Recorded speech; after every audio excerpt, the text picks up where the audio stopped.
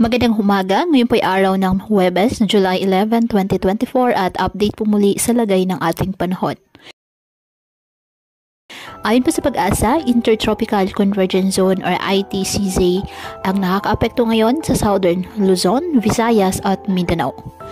Samantala, isa pong sama ng panahon, shallow low pressure area ang nabuo po sa silangan ng Mindanao sa labas ng ating Philippine Area of Responsibility.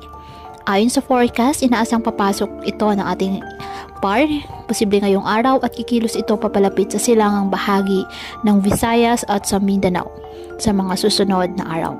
Hindi rin po inalis ang posibilidad na mag-develop ito bilang isang ganap na bagyo at kung nagkataon, papangalan itong Botchoy ng Pag-asa.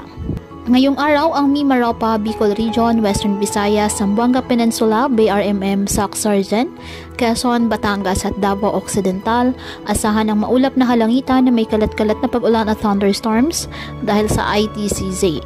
Ang nalalabing bahagi ng Visayas at Mindanao, bahagyang maulap hanggang sa maulap na halangitan with isolated rain showers or thunderstorms dahil po sa ITCZ.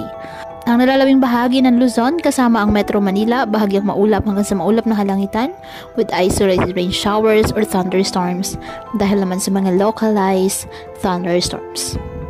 Kaya patuloy pa rin po natin na pinag-iingat ang ating mga kababayan sa banta po ng mga posibilidad ng pagbaha at pagguho ng lupa lalo na kapag may malalakas na ulan at ugaliin po na magdala palagi ng payong o kahit anong panangga sa ulan sa tuwing lalabas po ng ating mga tahanan. At yan po muna ang update sa lagay ng panahon ngayong araw.